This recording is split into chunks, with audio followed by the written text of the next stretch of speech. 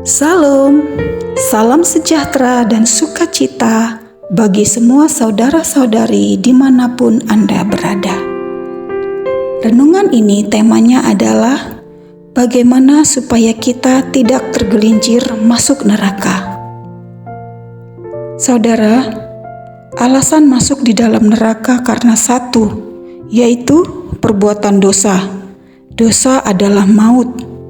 Ada orang percaya mengatakan bahwa mereka harus menaati 10 hukum di dalam Taurat, Keluaran 20, seumur hidupnya untuk supaya mereka tidak masuk ke neraka.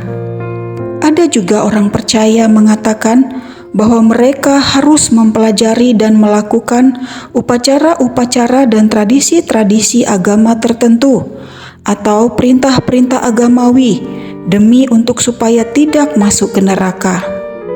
Ada orang percaya yang mungkin tidak mengetahui dengan pasti apakah dirinya akan pergi ke neraka atau sorga. Mereka hanya pasrah saja.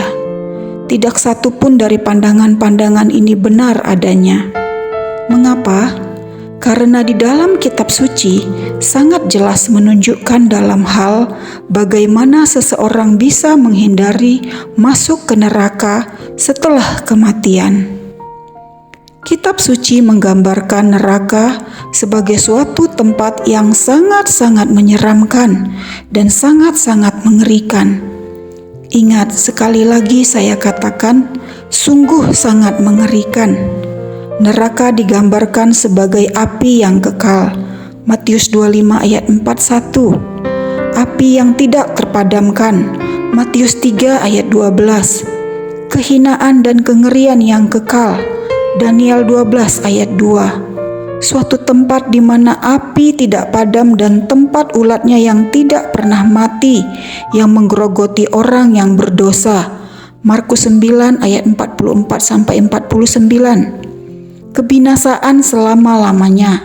2 Tesalonika 1 ayat 9. Dan di kitab Wahyu 20 ayat 10 menggambarkan neraka sebagai lautan api dan belerang di mana orang jahat disiksa siang dan malam sampai selama-lamanya. Saudara, jelaslah neraka adalah suatu tempat yang kita harus hindari. Jangan coba-coba ke sana. Engkau akan menyesal karena penderitaan yang dialami adalah penderitaan kekal tanpa akhir, sangat tersiksa dan sangat-sangat mengerikan. Mengapa neraka ada dan mengapa Tuhan mengirim orang-orang ke sana? Kitab suci memberitahu kita bahwa Elohim menyediakan neraka untuk Satan dan malaikat-malaikat yang jatuh setelah mereka memberontak melawan Elohim. Matius 25 ayat 41. Mereka yang menolak panggilan Elohim akan pengampunan, dan juga mereka akan menderita kekal yang sama dengan Satan dan malaikat-malaikat yang jatuh itu. Inilah keadilan suci yang maha kuasa. Mengapa neraka itu perlu? Semua dosa pada dasarnya adalah memberontak terhadap Elohim. Mazmur 51 ayat 4. Dan karena Elohim adalah tidak terbatas dan kekal, maka hanya hukuman yang tak terbatas dan kekal saja yang cukup dan memadai. Itulah keadilannya. Neraka adalah tempat di mana tuntunan yang suci dan benar dari keadilan Tuhan dinyatakan. Neraka adalah tempat di mana Tuhan mengutuk dosa dan semua orang yang menolak Dia. Di dalam kitab suci dengan jelas mengatakan bahwa kita semua telah berbuat dosa.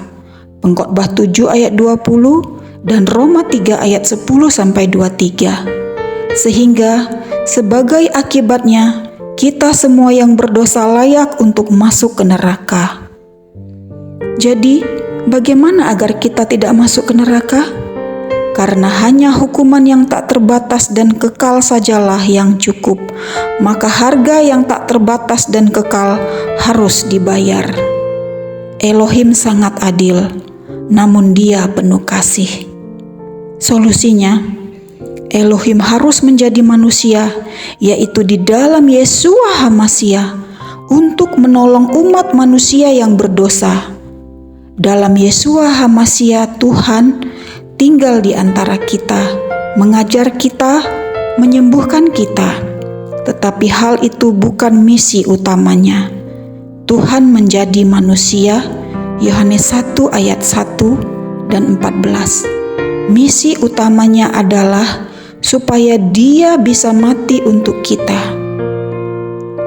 Adonai Yeshua HaMasiah adalah Elohim dalam rupa manusia. Dia mati di kayu salib sebagai Elohim. Kematiannya adalah tak terbatas dan bernilai kekal, melunasi harga dosa manusia. 1 Yohanes 2 ayat 2. Elohim memanggil kita untuk menerima Yeshua HaMasiah sebagai juru selamat, menerima kematiannya sebagai tebusan penuh dan adil bagi dosa-dosa kita. Elohim berjanji bahwa setiap orang yang percaya dalam Yeshua, percaya kepadanya sebagai juru selamat, akan diselamatkan, yaitu tidak masuk ke neraka. Elohim tidak ingin seorang pun masuk ke neraka. 2 Petrus 3 ayat 9. Karena itu, Elohim membuat pengorbanan yang terbesar, sempurna, dan memadai. Jika Anda tidak ingin masuk ke neraka, satu-satunya jalan adalah terimalah Yeshua HaMasiah sebagai juru selamatmu. Hanya sesederhana itu. Katakanlah kepada Elohim dengan mengakui secara jujur dan sungguh-sungguh bahwa diri kita adalah orang berdosa dan layak menerima hukuman. Nyatakanlah kepada Elohim bahwa engkau percaya di dalam Yeshua HaMasiah sebagai juru selamat.